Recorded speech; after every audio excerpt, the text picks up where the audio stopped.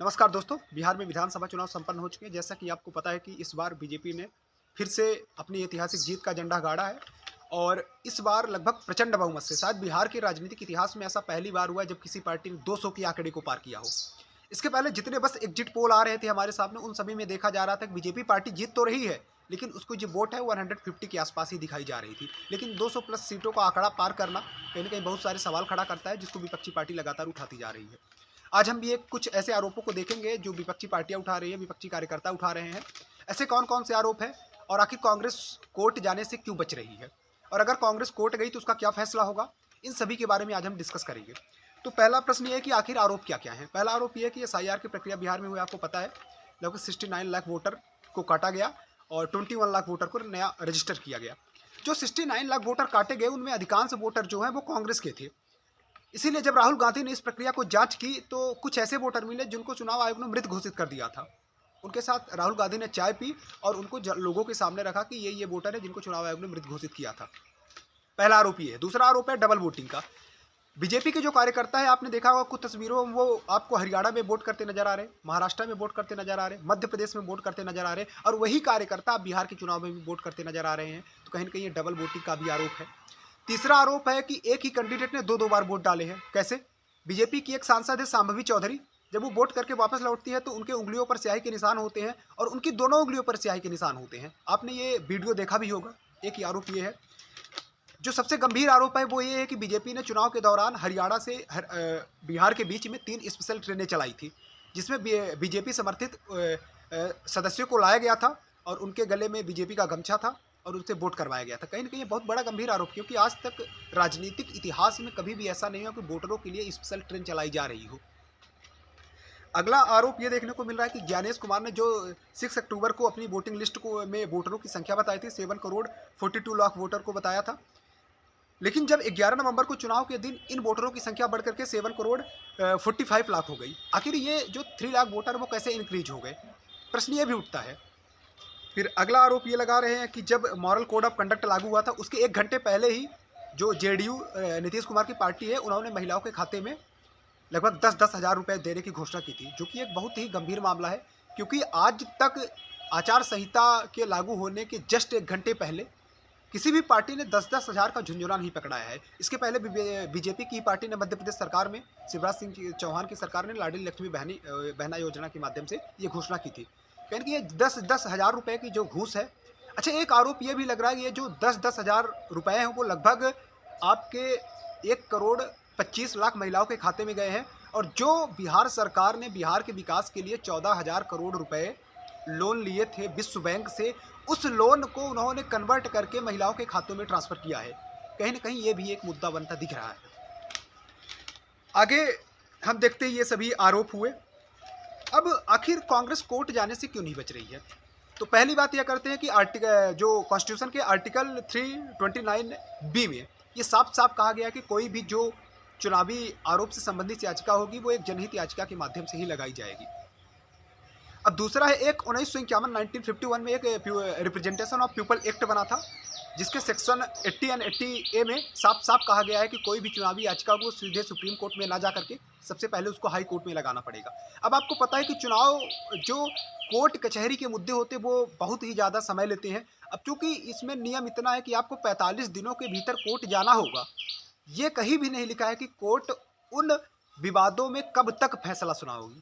आज तक जितने बस चुनाव संबंधी मामले हुए थे, अधिकांश के फैसले आने में 2 से 4 साल लग गए हैं। चलिए मैं आपको कुछ एग्जाम्पल भी देता हूं। एक इलेक्टोरल बॉन्ड स्कीम आपने सुनी होगी, 2017 में आई थी। 2017 में जब ये स्कीम आई थी, उसी टाइम पे विपक्षी पार्टियों ने सुप्रीम कोर्ट में ये आरोप लगाया और याचिका दायर की। उसका निर्णय 2024 में आ रहा, मतलब 2017 का केस, उसका निर्णय आने में 2024 लगे 7 साल। तो अगर कांग्रेस सरकार या विपक्षी पार्टियां बिहार चुनाव को लेकर के हाई कोर्ट जाते, सबसे पहले उनको हाई कोर्ट से गुजरना पड़ेगा और हाई कोर्ट का फैसला आने में लगभग 1 से 2 साल लग जाएंगे। फिर उसके बाद उनको सुप्रीम कोर्ट जाना पड़ेगा, वहां लगभग 3 से 4 साल लग जाएंगे। तब तक इस कहीं ना कहीं चुनाव का कार्यकाल पूरा हो जाएगा और अगला विधानसभा चुनाव आ जाएगा। इसलिए कांग्रेस पार्टी कहीं ना कहीं चुनाव सुप्रीम कोर्ट जाने से बच रही है। एक अगला केस लेते हैं। 2021 में पेगासस स्पाईवेयर का मामला हुआ था। पेगासस आपको पता है कि एक जासूसी सॉफ्टवेयर होता है जो कि किसी भी व्यक्ति के अगर मोबाइल में इंस्टॉल कर दिया जाए तो उसकी समस्त खुफिया जानकारी आप हासिल कर सकते हैं। तो विपक्षी पार्टियों ने ये आरोप लगाया कि बीजेपी ने क्या किया है कि विपक्षी पार्टियों के कार्यकर्ताओं के मोबाइल में वो ऐप इंस्टॉल करवा दिया है, वो सॉफ्टवेयर उन्होंने डलवा दिया है। जब सुप्रीम कोर्ट इस मामले को लेकर गए तो आज तक ये मामला चल रहा है। 2021 का मामला है, 2025 में भी इसका निर्णय नहीं आ पाया है। इसके बाद एक आरोप आपको पता है 2021 में महाराष्ट्र में जो शिवसेना की सरकार के उद्धव ठाकरे थे, उनकी सरकार को बीजेपी ने गिराया और बीजेपी समर्थित उम्मीदवार एकनाथ शिंदे को उन्होंने मुख्यमंत्री बनाया। जब ये मामला सुप्रीम कोर्ट में गया तो सुप्रीम कोर्ट ने बोला कि हाँ, गवर्नर ने गलत तो किया है, लेकिन सुप्रीम कोर्ट ने सरकार को गिराने से साफ साफ मना कर दिया। तो कहीं ना कहीं सुप्रीम कोर्ट का झुकाव भी सत्तारूढ़ पार्टी की ओर देखा जा रहा था। एक अगला केस आता है 2024 में ही ईवीएम और वीवीपैट को लेकर के याचिका दायर की गई थी, जिसको सुप्रीम कोर्ट ने साफ साफ खारिज कर दिया था। इसके पहले अगर हम ईवीएम और वीवीपैट के मामले को बात करें, 2018 में विपक्षी पार्टियों ने बोला कि हमको 100% वीवीपैट चाहिए, तो सुप्रीम कोर्ट ने साफ साफ मना कर दिया कि 100% वीवीपैट संभव ही नहीं है। उसके बाद 2024 में जब लोकसभा के चुनाव संपन्न हुए, उसके बाद ईवीएम, वीवीपैट, सीसीटीवी फुटेज और सीलिंग प्रक्रिया को लेकर के विपक्षी पार्टी और 17 और दलों ने सुप्रीम कोर्ट में एक याचिका दायर की, लेकिन नतीजा क्या हुआ, वो केस आज तक चल रहा है। सुप्रीम कोर्ट ने अपने पहले के निर्णय को बरकरार रखा। उन्होंने साफ साफ बोला कि वीवीपैट की प्रक्रिया को लागू नहीं किया जा सकता है, वीवीपैट नहीं दिया जा सकता है। कहीं ना कहीं ये सारे केस थे जिसके कारण कांग्रेस कोर्ट जाने से बच रही है, वो अपने मुद्दों को जनता के सामने रख रही है। क्योंकि अगर जनता जागरूक हुई, एक जैसे कि आपको पता है कि जनता 1975 में जागरूक हुई थी, तब जेपी आंदोलन हुआ था, 2011 में जागरूक हुई थी, तब अन्ना आंदोलन हुआ था। बाकी आपको पता है कि कहीं ना कहीं विपक्षी दल भी ये देख रही है कि नेपाल में कैसे छात्रों ने सत्ता परिवर्तित कर दिया, बांग्लादेश में कैसे छात्रों ने सत्ता को बदल दिया। आपको पता है कि श्रीलंका में कैसे अभी हाल ही में सत्ता परिवर्तन हुआ था, पाकिस्तान में बलूचिस्तान वाले एरिए के लोग कहीं ना कहीं सत्ता परिवर्तन में लगे हुए, अफगानिस्तान में तालिबान सरकार स्थापित हो चुकी है। तो कहीं ना कहीं यह है कि कांग्रेस पार्टी और विपक्षी पार्टी अपने मुद्दों को जनता के सामने रखना चाहती है। क्योंकि अगर ये मामला एक बार कोर्ट में चला गया, इसका फैसला आने में कम से कम 3 से 4 साल लगेंगे, मिनिमम बता रहा हूँ, मिनिमम 3 से 4 साल।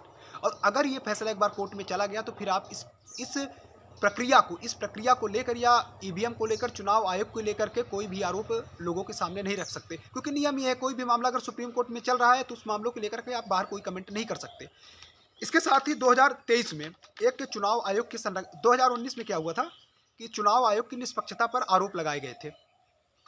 इस आरोप में कहीं ना कहीं सत्तारूढ़ पार्टी को मतलब कि सत्तारूढ़ पार्टी के ऊपर बहुत सारे प्रश्न खड़ा किए थे। तो सत्तारूढ़ दल ने क्या किया, बीजेपी ने क्या किया, चुनाव आयोग के संरक्षण के लिए वर्ष 2023 में एक एक्ट पारित किया था, जिसको CC and other election commissioner act 2023 बोलते हैं, जिसमें साफ साफ है अगर चुनाव आयुक्त या फिर मुख्य चुनाव आयुक्त अपने उत्तरदायित्व को निभा रहा है, उसके किसी भी कार्य को लेकर के उसमें आरोप नहीं लगाया जा सकता, कोर्ट नहीं जाया जा सकता, और उसके कार्यावधि में के दौरान किए गए कार्यों के लिए उसको भविष्य में भी आरोपी नहीं सिद्ध किया जा सकता। ये 2023 में एक्ट पारित किया गया था। कहीं ना कहीं ये सभी मामले ऐसे हैं जो कि कांग्रेस को कोर्ट जाने से रोक रहे हैं। कांग्रेस अपने मुद्दों को जनता के सामने रख रही है और ये गंभीर मुद्दे भी हैं। भाई, चुनाव के दौरान तीन स्पेशल ट्रेन चलवाना, संभवी चौधरी का डबल वोटिंग किया जाना, ऐसे कार्यकर्ता जो अदर स्टेट के हैं वो बिहार में जाकर के वोट करें, बहुत सारे प्रश्न खड़ा करते हैं। मॉडल कोड ऑफ कंडक्ट लागू होने के पहले 10-10 हज़ार रुपये महिलाओं के खाते में जा रहे, साफ साफ भ्रष्टाचार को दिखाता है। फिर भी चुनाव आयोग शांत है, सुप्रीम कोर्ट शांत है। क्योंकि अगर ऐसे लोक लुभावन मुद्दों को आप मुद्दा बना करके चुनाव लड़ेंगे तो जनता का विकास नहीं होगा, देश का विकास नहीं होगा, गांव का विकास नहीं होगा, शहर का विकास नहीं होगा। मध्य प्रदेश में भी ऐसे चुनाव लड़ा गया लाडली लक्ष्मी बहना की योजना के आधार पर। आज तक मध्य प्रदेश के युवा रो रहे हैं, किसान रो रहे हैं, एमएसपी के लिए लड़ रहे हैं, मध्य प्रदेश के युवा नौकरी के लिए लड़ रहे हैं। बिहार में आपको पता है कि 70वीं बीपीएससी का पेपर हुआ था, जिसमें युवाओं को के ऊपर लाठीचार्ज की गई थी। टीआरई 3rd का पेपर हुआ था, महिलाओं को दौड़ा दौड़ा के मारा गया था। ऐसे बहुत सारे आरोप लगे हैं। अब देखिए इसमें क्या होता है, आखिर कांग्रेस कोर्ट जाएगी, अब देखते हैं कोर्ट का क्या निर्णय आता है। आज के लिए धन्यवाद।